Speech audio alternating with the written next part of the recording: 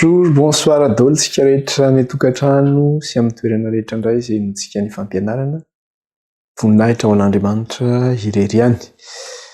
Androany isika dia hanondray ny lesona ary hiresaka indray tsika izany amin'ity an'ity mikasika an'ilay bibidia faharoa.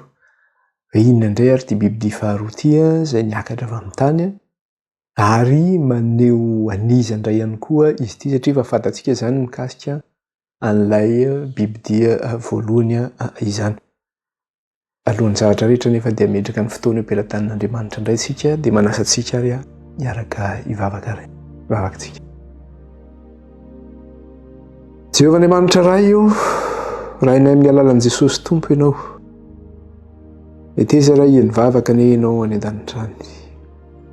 Raha io raha mbola hanondray izay sy hianatra ny teninao dia mangataka aminao izay aoka ireny fanahinao masina raha hiasa aminay amin'ny fahafenona eto. Anomenay fahendrena, anomenay fahalalana, anomenay fahazavantsaina aizanay mahafantatra sy mahatakatra ny zava-miafy ny teninao. Aoka iray ny fanahinao rery ihany no hiasa ao anatinay satria ny fandray masina no afaka mandresy lahatra anay. Raha zaza mitondra ny teninao dia fitaovana ihany tsy manana fahalalana fahendrena fa ianao iray ny tompon'ny fahalalana sy ny hery rehetra. Ka dia meteza raha io hiteny aminay ny ianao fa voninkaina izay vahoakanao. Eny mpanombo tsy mahasoa ihany koa izay ary tsy mahatoky eto anatrenao Andriamanitra ray.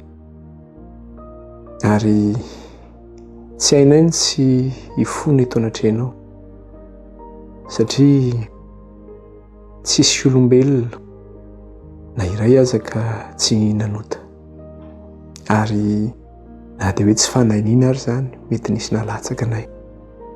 Ka ninona ray ny tenenin'ny vavanay ka ratsy teo anatrenao? Ninona fitorantenanay ka tsy araka ny sitraponao? Enona tamin'ny fisainanay ihany koa raha izay mety ratsy teo anatrenao? Mifona raha io ny amin'izay mety nahalatsaka anay, nampianjera anay. Mifona raha ny amin'ny helokaisy ny tsy fahamarinana rehetra. Eny aminay ihany koa izay mitolona isan'andro ny amin'ny fahalemena izay mangeja anay. Afao izay Andriamanitro amin'ireny fahalemena ireny fa raha ianao manafaka anay dia ho afaka izahay. Ary na dia hoy ianao hoe na dia mena tahaka ny zaka aza ny fahotanareo dia hofitsiana sy diovina tahaka ny volon'ondry fotsy ary dia mangatsakatsaka tahaka ny sily ary dia ho atao fotsy tahaka ny oram-panala. Ka dia aoka ny rahanao soa Jesosy no hanadio sy hanasanay hanafaka anay amin'ny fahotanay ary ny tsy fahamarinana rehetra. Diovy amin'ny rahanao izay Jesosy io ho afa-pahotana, sasao amin'ny rahanao izay ho afa-keloka. Aoka ny Kristy ilay rahanao handrakotra anay ka hiaro anay amin'ny loza sy amin'ny ratsy rehetra. Ary eo am-pelatananao ray no hametrahanay ny fifandraisanay, metrahana ny fampitana ny fampianarana, metrahana ny fitaovana rehetra izay ampiasainay ihany koa na ny réseau izay ampiasainay. Aoka ny tsy hanan'ilay ratsy fahefanana izany Tompo na dia kely aza. Eo ihany koa aminay misy tsy salama, aretina maro samihafa. Amin'izao fotoana izao moa dia tonga ny Madagasikara indray ilay aretina hoe variole de singe. Efa ahoarany ka aretina maro samihafa izay mbola tsy afaka. Ninona Jesosy io aretina mahazo anay dia hoentinay eto anatrenao izany. Eny ianao ny fitarainanao tokantrano izay manonona izany aretina izany sy mametra tanana amin'izany. Ka miandry ny fanasitranana avy aminao. Ianao ny fitarainana tsirairay avy Kristy io izay mivavaka eto anatrenao. Ka manonona izany aretina izany sy mametra tanany amin'ny aretina izay mahazo azy. Aoka ry Kristy, ilay dia kapoka taminao no hanasitrananao anay rehetra dia ho sitrana izahay. Dia aoka raha io ny anjelinao ito manodidinay kiaro anay sy tantananay. Dia raina mandrakizay ny anaranao ray. Dia mitenena ray fa voninkaina reto mpanomponao. Ny anaran'i Jesosy. Amen. Iroso ary tsika ny amin'ny lesony. Hiresaka indray izany tsika mikasika ilay bibidia niakatra avy amin'ny tany izany. Ka izy io izany dia manomboka amin'ny Apokalipsy 7:10, ny 9:1-10 ka hatramin'ny 9:20. Vakitsika kely izay Apokalipsy 7:10, 9:1-10 ka hatramin'ny 9:20. Dia izao ny vaky ny teny amin'ny anaran'i Jesosy. Ary hitako fa indro nisy bibidia iray koa niakatra avy tamin'ny tany. Ary nanana tandroka roa tahaka ny andry zanak'ondry izy sady niteny tahaka ny dragona. ary ny fahefana rehetra nanan'ilay bibidia voalohany dia asehony eo anatrehany ary ny tany mba amin'izay monina eo dia asiany miankohoka eo ny lohan'ilay bibidia voalohany izay efa sitrana tamin'ilay feriny saika nahafaty azy. Ary nanao famantarana lehibe izy ka dia nampidina afo avy any an-danitra ho amin'ny tany eo mason'ny olona azy ary mamitaka izay monina ambonin'ny tany izy amin'ny famantarana izay mena azy atao eo mason'ny bibidia sady milaza amin'izay monina ambonin'ny tany koa mba hanao sary ho an'ny bibidia izay voan'ny sabatra nefa velona ihany ary navela nisy ainany sarin'ny bibidia izy mba ahateny ny sarin'ny bibidia ary mpamono izay rehetra tsy mety miankohoka eo ny lohan'ny sarin'ny bibidia ary ny olona rehetra na ny kely na lehibe na manan-karena na ny malahelo na ny tsy andevo na ny andevo dia mpandraisin'ny marika eo amin'ny tany ankavanana sy eo amin'ny andriny avokoa mba tsy hisy azo ividina hivarotra afa-tsy izay manana marika dia ny anaran'ny bibidia na anisan'ny anarany indro ny fahendrena aoka izay manantsaina anisany isan'ny bibidia fa ny fanisan'ny olona izany ary enina ambenipolo ambenjato no isany izany. Ka eto moa zany izy miresaka le hoe ame ainao izy ny sarin'ny bibidia izy ka raisitsika amin'izay zany le izy hoe raha le bibidia voalohany antsointsika hoe bibidia niakatra avy tamin'ny ranomasina dia le bibidia faharoa ataontsika hoe bibidia niakatra avy tamin'ny tany dia eto anefa izy milaza hoe tsy tononontsony zany le hoe bibidia miakatra avy amin'ny ranomasina fa tonono fotsiny hoe bibidia raha vao miresaka le bibidia voalohany izy dia teneniny hoe bibidia raha miresaka le bibidia faharoa izy dia hoe bibidia niakatra avy tamin'ny tany ka azagaga zany tsika raha ohatra manonona hoe bibidia raha vao miteny hoe bibidia fotsiny zay zany dia le bibidia voalohany zany no tiana tenenina amin'izay zany ka aoka zany tsika somary ifantoka kely mikasika an'izay mba tsy hoveritsika amin'ilay vakiteny izany sy ny amin'ilay fanazavana ka ny fipoitra n'ity bibidia faharoa ity zany ilay bibidia niakatra avy tamin'ny tany dia tsy mbola hitantsika mihitsy io tany aloha fa eto zany io vao hitantsika izany hoe ao aorianany fahasitranan'ilay bibidia voalohany zany no nahitantsika azy no nipotrany izy ity eo amin'ny setry ny tantara zany eo amin'ny asa izay ataony ary amin'ny fotoana ihany koa izay iankofan'ny mponina ambony tany rehetra eo anolohan'ilay bibidia voalohany zany hoe efa manaiky ilay bibidia voalohany daholo zao rehetra zao miankohaka eo anatrany zany hoe manome hajany azy manome voninahitra azy manaiky azy amin'le hoe chef religieux spirituel et moral hoe lehibe ara-panahy sy ara-moraly izany ka raha hitantsika zany ilay bibidia voalohany dia zao hoe niakatra avy tamin'ny ranomasina izy hitantsika ny fanazavana mikasika ny zavatra fa ty bibidia faharoa ty indray kosa nefa le hitany jaunina zany dia niakatra avy tamin'ny tany no ny aviany inona moa ny dikan'ny bibidia mamerina kely fotsiny ny dikan'ny bibidia dia zao hoe empira zany ny bibidia na fanjakana ihany koa satria raha vao miresaka tsika bibidia dia empira foana zay ny ilazana anazy zany hoe ny empira dia fanjakana ambonin'ny fanjakana rehetra na hoe mpanjaka manjaka amin'ny mpanjaka maro izy andray ary zany ity bibidia ity tsy maintsy jery zany tsika hoe izy ty bibidia ity tsy afaka iteny fotsiny tsika manao hoe ranony ity bibidia ity na ranona ity bibidia ity dia tsy maintsy mijery sika zany hoe inona ny natiran'izy ity zany avaiza izy ity zany voalohany zany aloha zany dia zao izy zany tsy pouvoir religieux na hoe fahefana ara-pivavahana satria nahoana ny fiankofana dia tsy makany aminy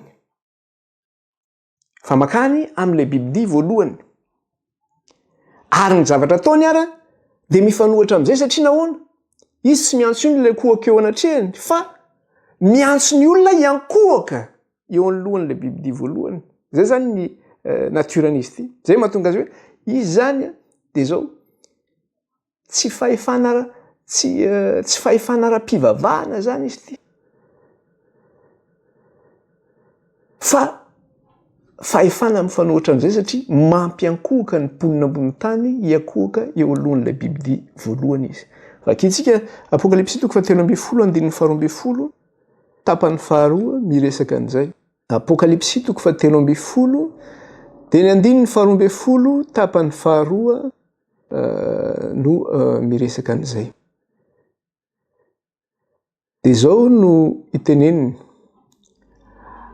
Ary ny tany mba amin'izay monina eo dia sainy miankohaka eo alohan'ilay bibidia voalohany izay efa sitrana tamin'ilay fery saikana faty azy. Ny tany mba amin'izay monina eo izy dia sainy miankohaka eo alohan'ilay bibidia voalohany izay efa sitrana tamin'ilay fery saikana faty azy. Zany hoe izy zany mampiankohaka ny mponina ambonin'ny tany amin'ilay bibidia voalohany izany. Inona ihany koa ny fanamaritana anazy ity? Izy zany dia manamarika maneho ny tenany zany izy ho fahefana inona. Dia misy zavatra mamaritra azy voalazan'ilay vakiteny nijerentsika teo. Maneho ny tenany ho fahefana ara-ekônômika zany izy. Maneho ny tenany ho fahefana ara-ekônômika izy. Dia maninona zany hoe fahefana ara-ekônômika satria nahoana? Izy zany mi-influencer ny vidy sy ny varotra. Izy zany no manao ny régulation an'izay zavatra zay. Amin'ny resaka hoe vidy sy ny varotra, amin'ny resaka commerce mondial, na hoe ny varotra, fifanarahana ara-barotra manerana an'izao tontolo izao. Dia izy ny ahitantsika an'izay dia jereo fa amin'ny 7:12 izy miresaka an'izay. Ny zavatra resahana eo amin'ny 7:12. Mba tsy hisy azo hividy na hivarotra afa-tsy izay manana ny marika dia ny anaran'ny bibidia na anisan'ny anarany. Mba tsy hisy azo hividy na hivarotra, izy zany no manino? Izy zany no midefinira an'izay. Izy zany mahazo mividy, izy zany mahazo mivarotra. Eo ampelantanany zany izay fahefana izay. Lazaina izy koa zany hita eo koa zany izy tsy hoe fahefana ara-ekônômika ihany izy, na eo amin'ny lafiny ara-toe-karena zany, fa fahefana ihany koa ara-politika izy. Fahefana ara-politika. Satria nahoana? Afaka mamono izy. Dia maninona izy no afaka mamono? Satria manana hery ara-tafika matanjaka izy. Matanjaka lehibe mihitsy ny tafika ara-miaramila zany izay nanany. Dia izy manana an'izay fahefana mamono izay. Nga ianao afaka mideside an'izany. Fa izy nefa dia izay manana an'izay fahefana izay izy. Dia jereo fa amin'ny 5:10 tapany faharoa izy miresaka an'izay. 5:10 tapany faharoa dia izao no teneniny eo. Ary ampamono izay rehetra tsy mety miankohaka eo alohan'ny sarin'ny bibidia. Ampamono izay rehetra tsy mety miankohaka eo alohan'ny sarin'ny bibidia. Fahefana vaizana ahafahany manao an'izany zavatra izany. Manana fahefana zany izy ampamono. Satria izay ny asany, manana an'izay fahefana izay izy. Dia ao anaty baiboly misy an'izay ireo mpanjaka izay natanjaka be teo amin'ny lafin'ny tantara zany dia nanana an'izay fahefana izay. Tsy azo. Tsy refesy mandido ny fitenenana. Misy ohatra anatin'ny soratra masina zao mikasika ilay mpanjaka Nebukadnezara tamin'ny andron'ny Daniela mpaminany. Io mpanjaka io dia nanjaka tamin'ny fanjakana maro izy io.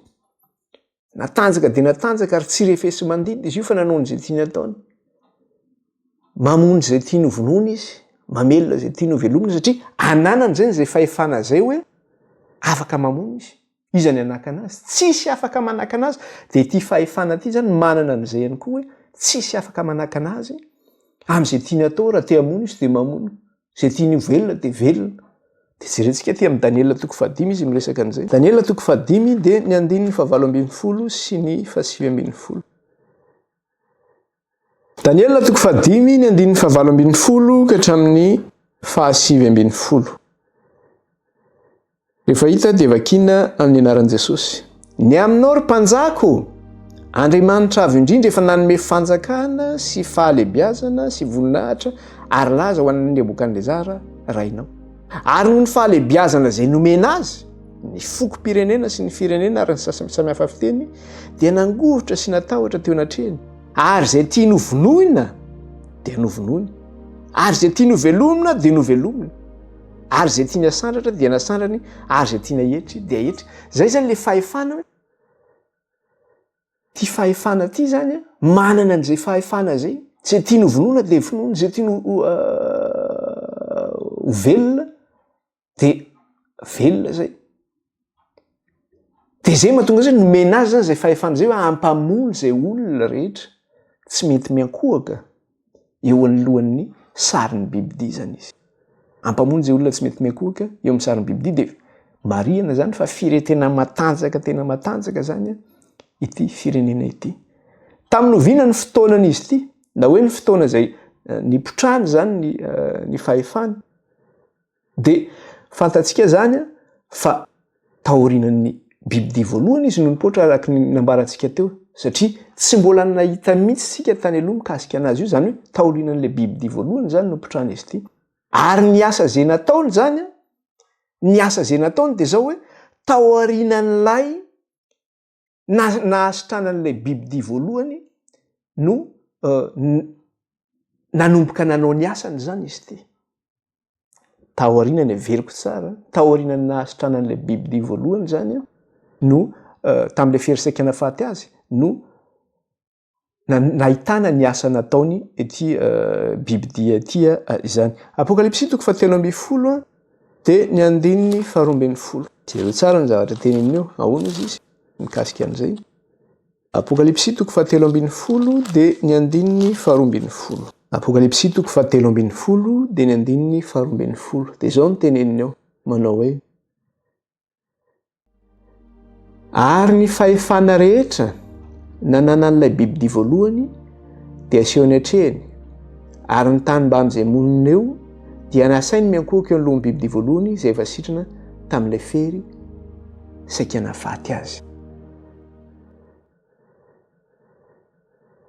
Eo zany ny ahitana ny asany voalohany, tsy mbola nahita mihitsy hoe inona nataony'ity bibidia faharoa ity, fa eo zany no nahitana anazy. Zay le hoe amin'ny fotoana inona no nahitana azy dia eo amin'io asa ataony io nahitana azy voalohany.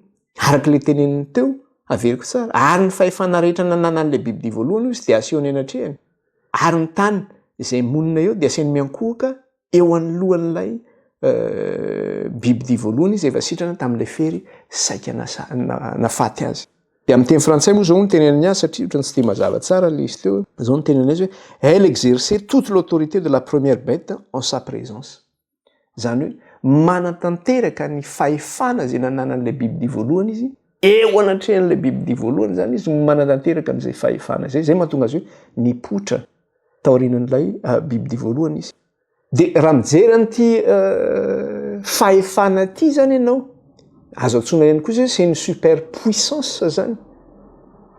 Zany hoe manana tanjaka ara-miaramila sy ara-ekônomika matanjaka be zany izy ity, ara-politika matanjaka be zany izy ity. Ka ity firenena ity zany hoe ny nahitana n'ity firenena ity voalohany zany teo amin'ny tantarany tany dia taty amin'ny faran'ny taonjato fahavalo ambin'ny folo. Tany zany izy nanomboka nipotra ity firenena ity tamin'ny faran'ny taonjato fahavalo ambin'ny folo. Ary ny toerana zay niaviany zany dia araka ny fahitantsika teo hoe nanino niakatra avy amin'ny tany ozy izy. Zany hoe nipotra avy amin'ny tany zany ity firenena ity. Mifanohitra amin'ilay bibidia voalohany zay nivoaka avy tamin'ny ranomasina izany.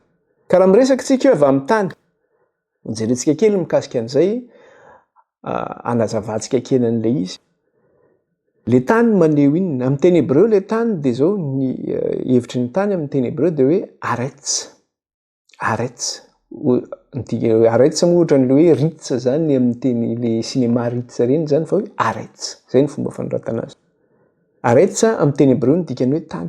Ka raha vao mitenena hoe aretz amin'ny teny hébreu zany dia ny dikany zany miresaka pays na hoe firenena, miresaka patrie na hoe tanin-drazana, na miresaka ihany koa hoe trano.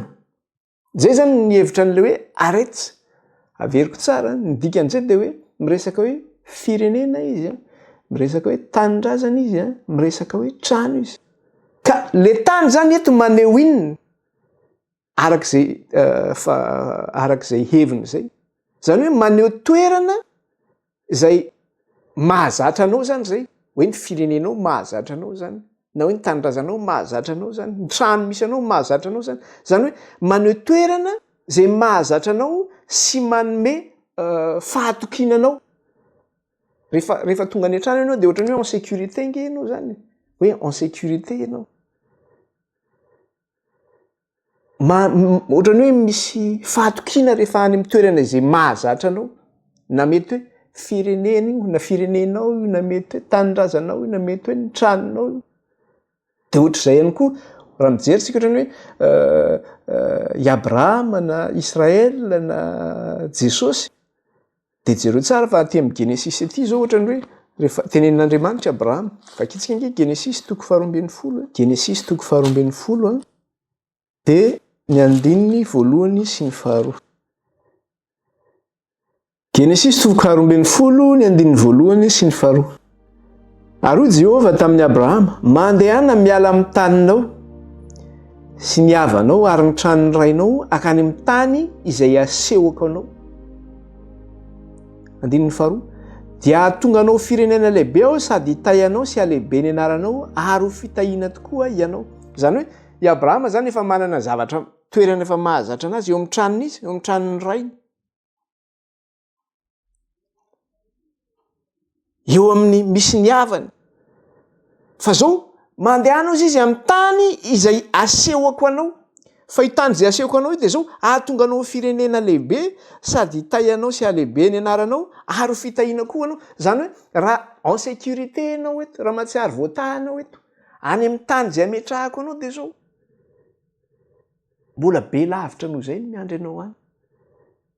De zay izy hoe zay le hoe mametoky zavatra hoe mirassurer anao, manome anao en sécurité. De ohatr'izay koa ny zanak'Israël rehefa nitenen'Andriamanitra hoe miala any amin'ny tany Egypte nareo ka omeko anareo izy ny tany Kanana izay tany tondra-dronosy tantely. De zao niteneny ohatra aty amin'ny Leviticus aty 4:12 izy raha raisitsika kely. Leviticus 4:12 andininy 4:30.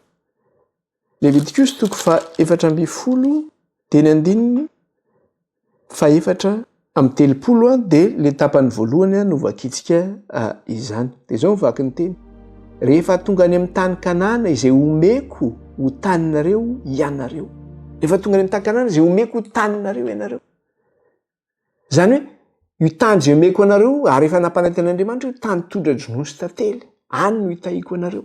Ho Andriamanitrareo ary anareo oloko. Zany hoe ny tany zany raha miresaka hoe tany amin'ny teny hébreu ny teneniko teo. De raha miteny izy zany zay hoe firenenao, na hoe ny tanindrazanao, na hoe ny tranonao, zavatra izay mametoky anao, zavatra izay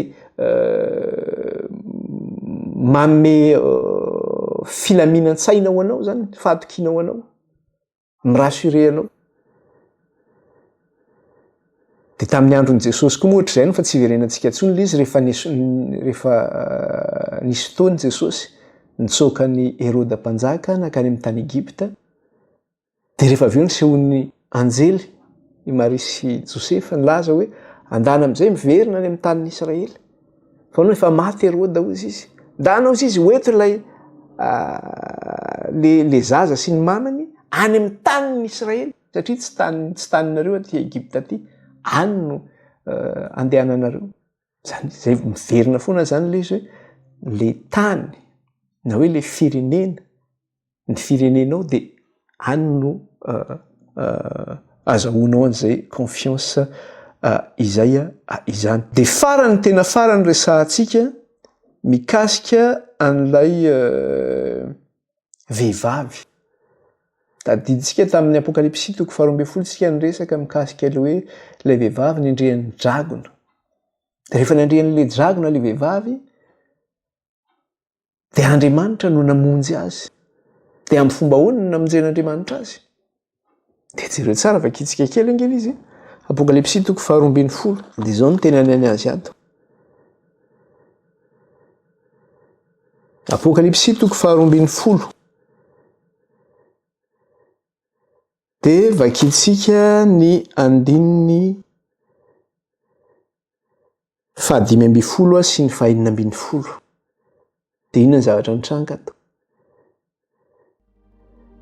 Ary ilay menarana namoaka rano tamin'ny vavany toy ny rika anaraka andra vehivavy mba indosiny rika izy. Nefa ny tany namonjy andra vehivavy fa ny vavany tany ka nitelona ny rika izay navoaka ny dragona tamin'ny vavany. Eto zany dia izy namonjen'Andriamanitra an'ilay vehivavy maneho an'ilay fiangonana zany io. Le tany namonjen'Andriamanitra an'ilay vehivavy. Ka eto ary zany niendrika asehon'ilay bibidia amin'ilay hoe miakatra avy amin'ny tany. Dia inona zany ny impression asehon'izay zavatra zay. Dia hoe manome toko zany le hoe miakatra avy tamin'ny tany. Manome confiance le hoe miakatra avy tamin'ny tany. Ary eo amin'le toko 12 andininy faraika amby folo ary dia inona ny zavatra mbola teneniny mikasika an'ilay bibidia. Raha vakitsika kely ilay izy Apokalipsy toko 12 andininy faraika amby toko 13 andininy faraika amby folo dia hoy izy ary hitako fa indry nisy bibidia iray koa niakatra avy tamin'ny tany ary nanana tandroka roa tahaka ny andry zanak'ondry izy sady niteny tahaka ny dragona. Averiko tsara. Ary hitako fa indry nisy bibidia iray koa niakatra avy tamin'ny tany ary nanana tandroka roa tahaka ny andry zanak'ondry izy.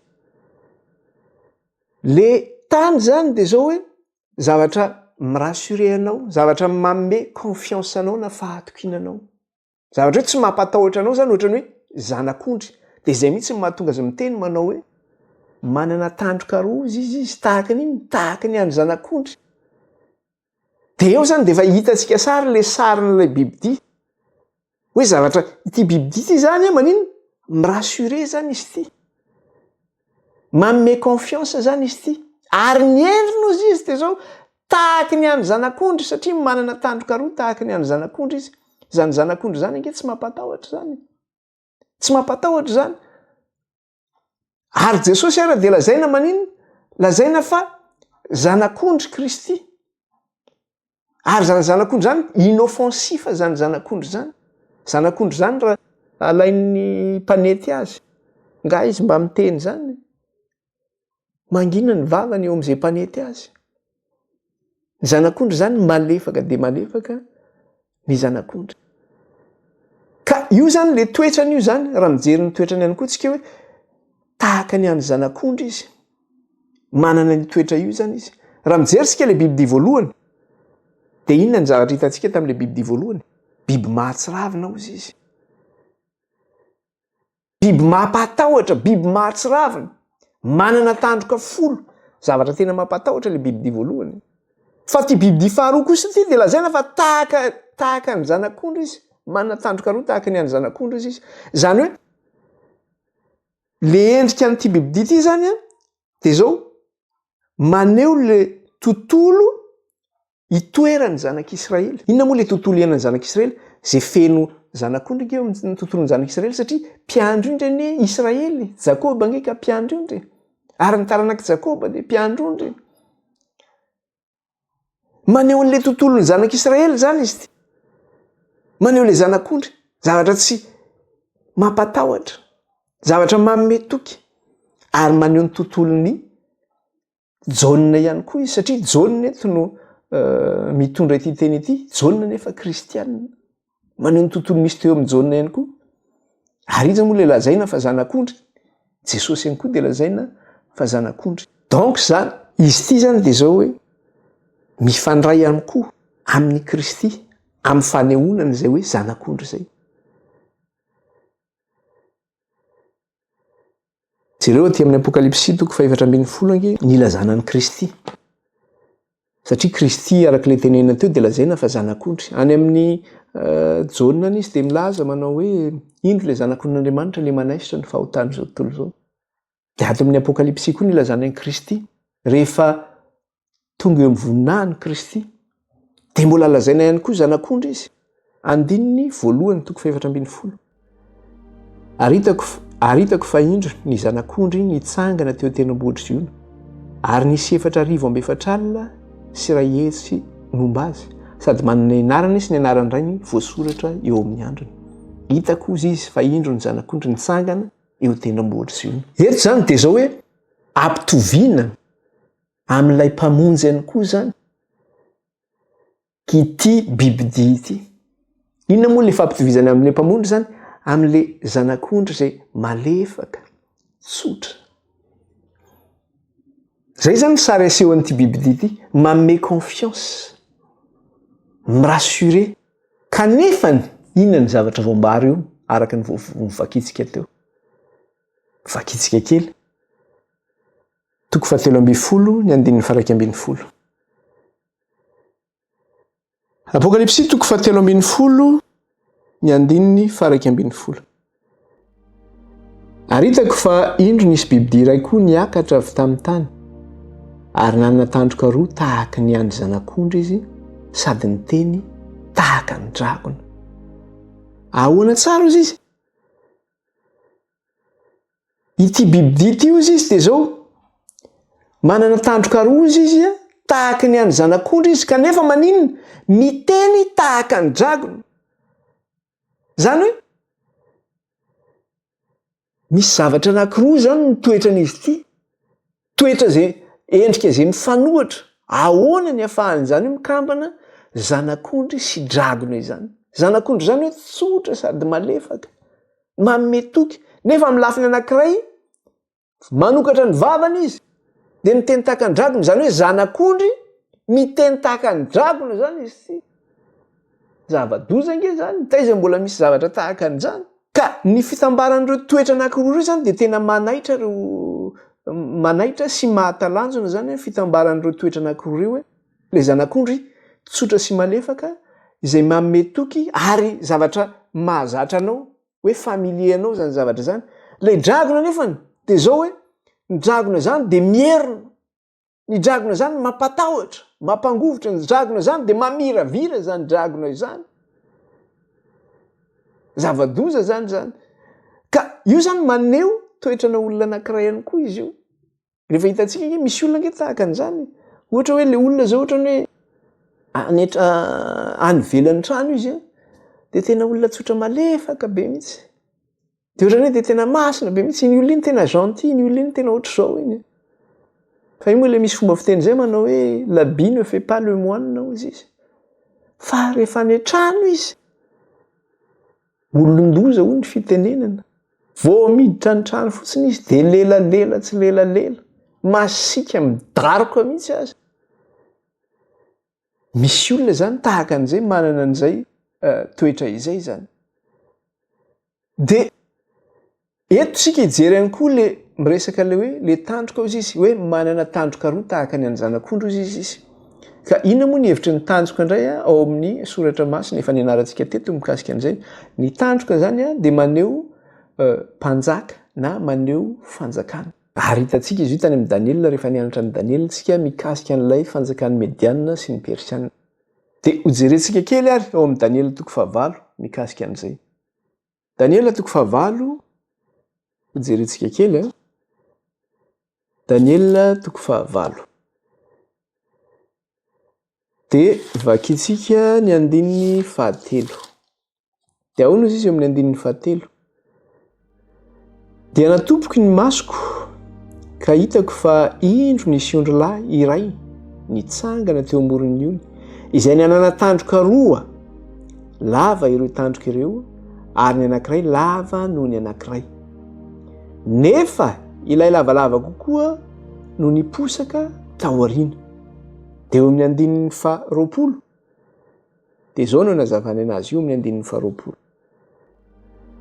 Ilay ondrilahy hitanao nanana tandroka roa dia ny mpanjakan'ny Media sy Persia ozy izy.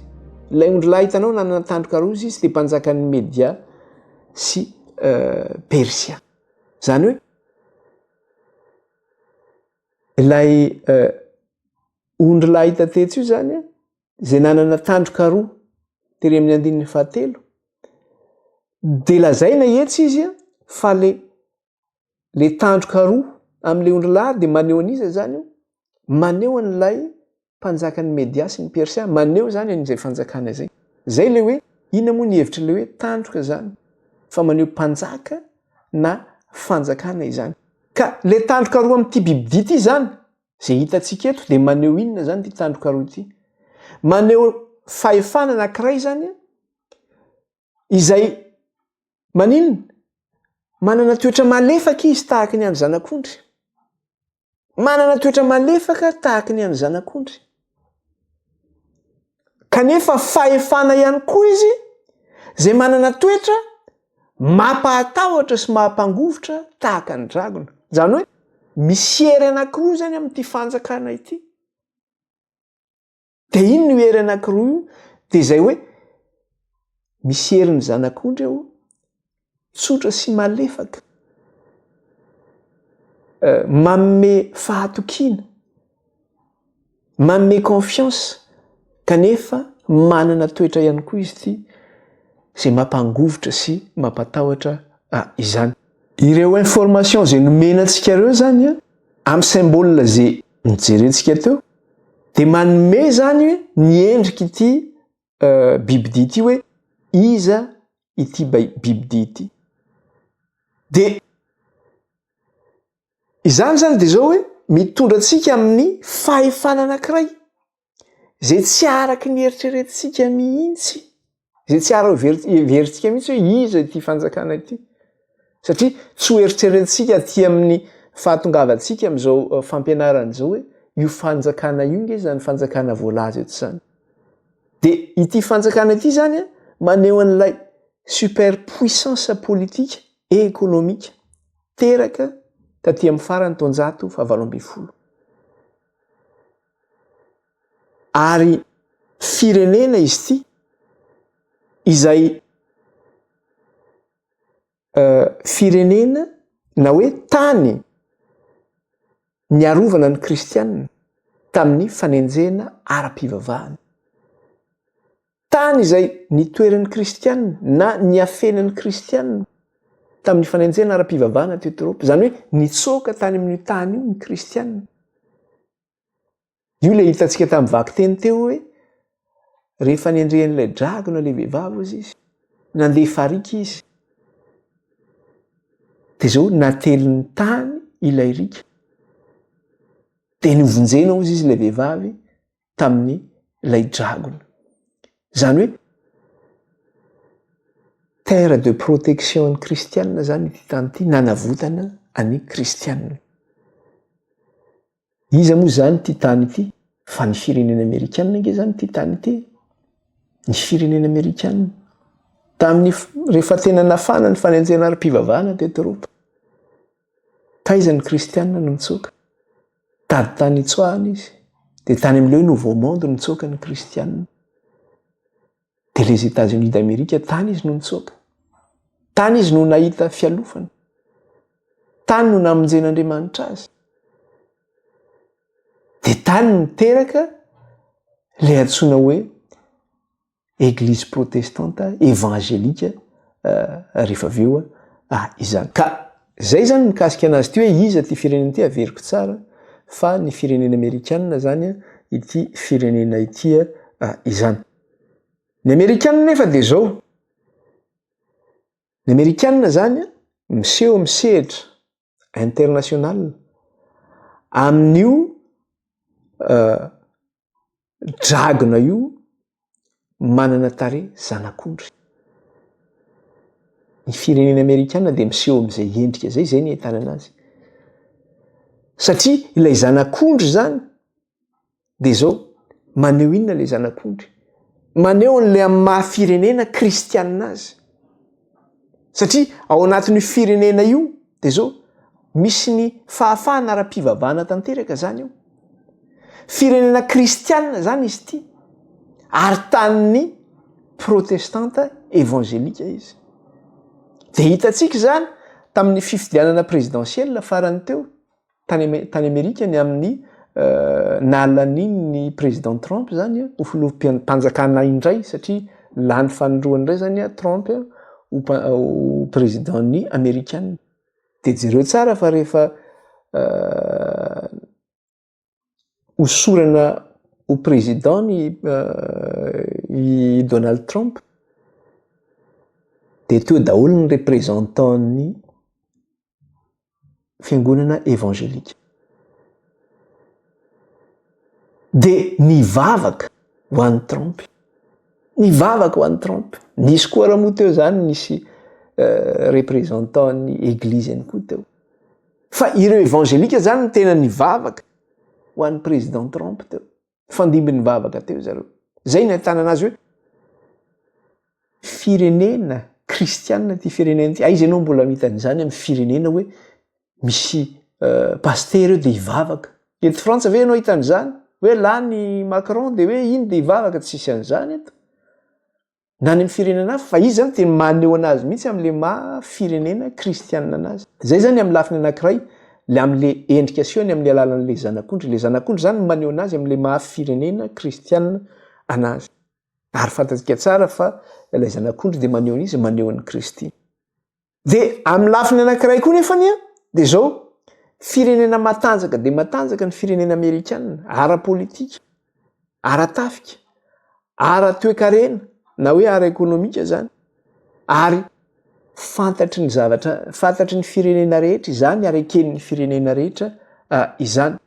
Ka amin'ity firenena ty zany de zao mitambatra ny famaofao zany, mitambatra zany io hery ara-politika io hery ara-tafika io hery ara-ekonomika io amin'ny hery ara-pivavahana. Miaraka zany reo.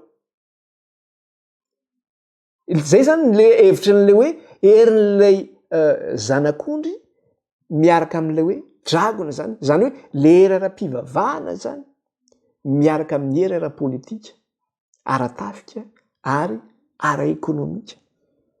Zay le sary asehon'le hoe zanak'ondry sy ny dragona. De jereo fa tsy misaraka mihitsy zay zavatra zay. Rehefa manao discours ny président américain de inona foana ny amaranany teniny? God bless America hozy izy. Que Dieu bénisse l'Amérique. Hoe Andriamanitra nge hitahany ty firenena amerikanina ty. Zay foana zany ny ambety teny rehefa mamarana ny teny izy. Andriamanitra hitahany ty firenena ty. Zany hoe amin'ny ankavanana zany izy de zao inona zavatra azo mitazona baiboly izy. Fa amin'ny ankavia izy de zao fitaovam-piadiana amin'ny lafiny amin'ny ankaviany. De rehefa miteny izy de ny zavatra misy de zao. Satria io le teneniny hoe manana endrika zanak'ondro izy semblable à celle d'un agneau. Manana endrika zanak'ondro izy. Zany hoe ny endriny zany de endrika zanak'ondry. Io le hoe firenena ara-pivavahana, firenena kristianina. Kanefa raha zay izy fa miteny tahaka ny dragona. De zay mihitsy nefa ny firenena amerikanina. Jereo tsara rehefa miteny ny mpitondra fanjakana amerikanina. Tsy adinony foana zay hoe resaka kristianina zay. Hita eo zany zay endrika kristianina zay. Fa rehefa miteny izy de manino? Miteny tahaka ny dragona izy. Io zany le amin'ny mahafahefana matanjaka anazy. De manino? Manao an'le hoe impérialisme américain izy. Satria ny tanjony zany de zao anjaka am'izao tontolo zao. Anjaka am'izao tontolo zao.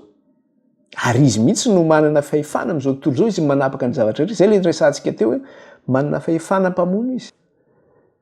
Hoe iza ny tokony ho faty, iza ny tokony ho velona. Manana fahefana izy amin'ny lafiny ara-ekonomika. Hoe ny vidy sy ny varotra. Izy zany manana an'izay fahefana zay. Izy zany de zay mihitsy nefa ny zavatra resahan'ny Amerikanina foana hoe l'impérialisme américain. Izy zany manana ny toerana misy azy any États-Unis. Kanefa izy manao manjaka am'izao rehetra zao ihany koa izy. Manana fahefana am'izao firenena rehetra zao. Indrindrandrindra moa ny Occident zany de eo ambany vahony. Zao tontolo zao zay tiana izy mena sanction de mena sanction. De vao maika moa fa ity Donald Trump zay lany ty, io de tena miteny tahaka ny bibidia mihitsy io, mierona tahaka ny bibidia mihitsy io rehefa miteny. Manao menace io rehefa miteny. Andray ohatra tsika eto zay ny ohatra raisitsika eto fa ny fotoana moa mety tsy ho ampy eo ampelantanana fa jerentsika le izy de toizantsika manaraka le izy. Volany Donald Trump tamin'ny deuxième mandat, tamin'ny 2025 zany izy lany, zao moa tsika zany efa janvier 2026. volany Donald Trump dia inona nalefany taty Eropa ny vice-présidentny dia nanao discours izy teo anatrehan'ny membre ny Union européen teo anatrehan'ny 27 zany a membre ny Union européen dia ny discours nataony inona ny discours nataony ty vice-président ity fa donneur de leçon nataony nanome lesona izy nananatra izy ohatran'ny hoe izy zany no ny fanjakana amerikanina zany no manjaka amin'ny firenena européenne manome lesona izy inona ny zavatra nyteneniny tao tany Munich moa zany tany Allemagne nanaovana le conférence zany a dia ny zavatra teneniny dia zao hoe mampanahy izy ny démocratie eto Europa zay zany nataon'le vice-président dia nananatranatra any Europa izy niantso azy hiova kapo izy na hiova famindra zany mila miova famindra nareo izy amin'ny alalan'inona mila miova famindra amin'ny resaka migration de masse na moa le migration zany am'le olona miditra tsokosoko zany amin'ny firenena zany reny clandestin reny zany na ny resaka ihany koa hoe ny fampidirana tsy voatery hoe clandestin fa fampidirana olona tsy nationalité frantsay ohatrany hoe tsy nationalité allemand avy any amin'ny pays hafa dia ampidirina eto amin'ny firenenareo na olonareo manaiky an'izany ozy izy zany hoe tena miteny mafy an'izay zany hoe ny zavatra nyteneny teo zany resaka hoe resaka patriote zany ny zavatra nylazainy teo resaka nationaliste zany ny zavatra lazainy teo ary tsy vitan'izay fa nyteny mafy izy satria ny eto Europa ny politika ny eto Europa dia zao manageja ny nationaliste ohatrany hoe ny extrême droite zany ka ny extrême droite moa zany presque hoe kristianina zany hoe extrême droite zany ka ny extrême droite eto Europa dia zao tsy avela miteny atao zay amronana dossier tsy ahafahany mirotsaka ho fidiana sy atao zay animbanana azy dia tena nyteneniny mafy mihitsy aoka nareo amme liberté d'expression andreo izy amme an'ireo fahefahana miteny reo fa tsy azonareo sakananireo ary eo ka tsy ho ataonareo tsinotsinona ireo parti politika an'ireo olonareo izy zay zany ny zavatra nyteneniny akoatra ny zavatra hafa zay nylazainy moa zany dia zay tena izy zany tena zay le hoe miteny tahaka andrany tena miteny mafy izy ohatrany hoe olo-dehibe mibedy akizy zany fa naditra ianao dia zao ny ataonao zao ny ataonao tezitra mafy ny européenne tamin'izany zay le hoe miteny tahaka ny dragona zay dia jereo koa ny zavatra nisy tamin'ny 28 février 2025 fantatsika tsara inona zavatra nisy misy le guerre ny Ukraine ny ukrainianina miady amin'ny Russie satria alain'ny russianina ny tanin'ny ukrainianina izany dia raikitra ny ady dia rehefa raikitra ny ady dia ny zavatra nytenen'ny Donald Trump nefa rehefa alohan'izy efa hitsofoka amin'ny pouvoir ary efa nyteneny mafy zay vao tonga amin'ny pouvoir izy dia ataoko ninona atsahatra io guerre-ny Ukraine sy ny Russie io zany ahoana ny ananany izany fa zay le hoe miteny tahaka an-dragno zao no ataoko izy zany no baiko ho atsahatra io guerre io izy dia tamin'ny 28 février 2025 natsony tao Washington ny président ukrainianina le hoe Volodymyr Zelensky rehefa natsony tao Washington dia nanantena zany Zelensky satria ny zavatra fanindriny dia zao hoe mba azo lay soutien'ny amerikanina na hoe fanampin'ny amerikanina azy mba hahafahan'ilay le ady mitsahatra zany hoe aoka nareo hanampy anay mba hitsarany ady fa ny zavatra nataon'ny amerikanina tao dia zao zavatra tenen'ny amerikanina aloha dia voalohany dia hoe nareo miteny hoe ampinay nareo fa zao meo anay aloha ny terraranareo inona moa le terrara zany hoe misy arenaka ambony tany satria ny vola lanin'ny amerikanina amin'ny fanampinanareo efa be dia be dia zao meo anay zao tany zao dia rehefa nanomboka raikitra ny ady hevitra teo zany mikasika izy dia tsy haiko zay fandehan'le resaka teo fa lasa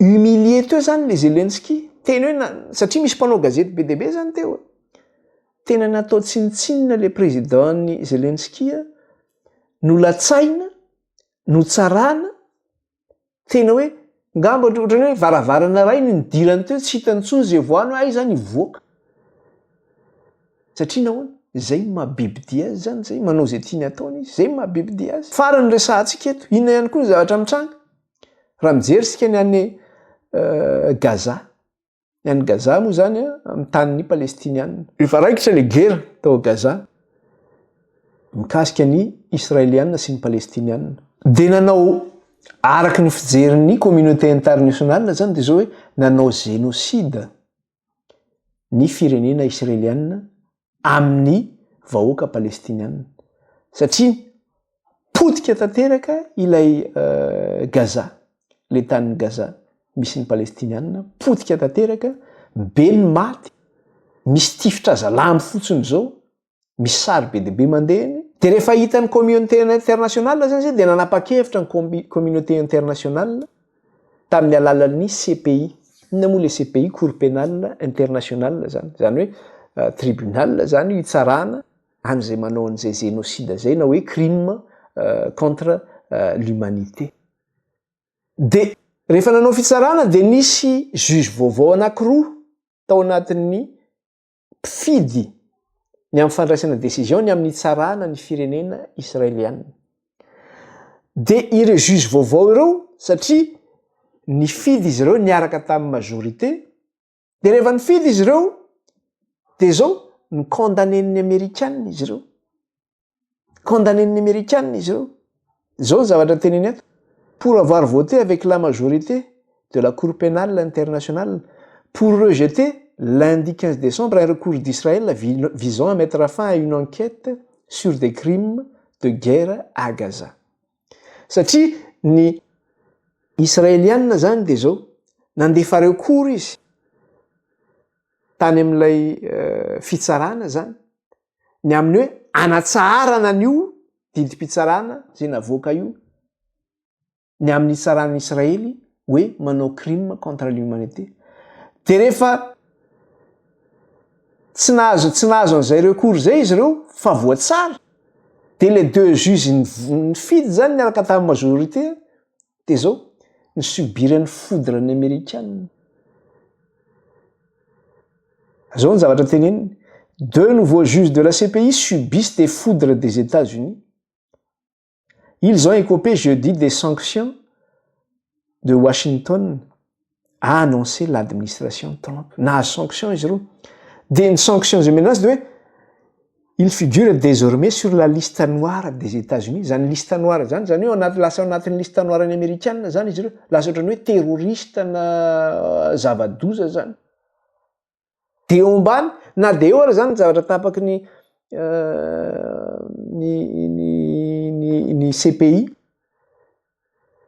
mikasika ny hoe ny fitsarana ny israelianina zany hoe ny fanjakana israelianina ny amin'ny génocide zay ataony zany teny américaine miteny hoe zay de zao manohana ny israelianina zay ninona ho ataonareo de tsy afaka manao nini inona moa no ataon'ny firenena mikambana io nga izy afaka io tsisy mahasamy kitika ny américaine zany tsisy araky ny teny eto la Maison Blanche reste ainsi déterminée à manifester son soutien à leur allié israélien malgré le génocide en cours à Gaza. Na de eo zao izy ny famonoana zay ataon'ny Israël ny ponina ny Gaza de zao ny fanjakana américaine de zao manohana trany ny firenena israelianina izay namany zany mamikitra am'izay izy tsy afaka manao ninina zay mabe teny tahaka ny dragona azy zany zay teny tahaka ny dragona izy nga ianao afaka manao ninina zay mikasika aniny fa toizantsika manaraka zay lesona zay vavakantsika isaotra an'Andriamanitra ray Jehovan'Andriamanitra raha io saotranao indray zany am'izay vitanay tamin'ity an'ity tsy amin'ny herina fahatanjahana raha efa mifalainao ririany soraha tampony ray ny teninao ary atao avy ao an-tsainay areoka ny fanainao ray ampafantatra anay ny hevitry ny teninao de ray nynaranao raha io de ray nynaranao Kristy ny naran'i Jesosy nandratanay izany vavaka izany ray teto anatrehanao. Alleluia. Amen. dia misoratsika rehetra nanaraka ny fampianarana tamin'ny teny ity voninahitra ao an'Andriamanitra rery any amin'ny manaraka indray iray. Baibay daholo.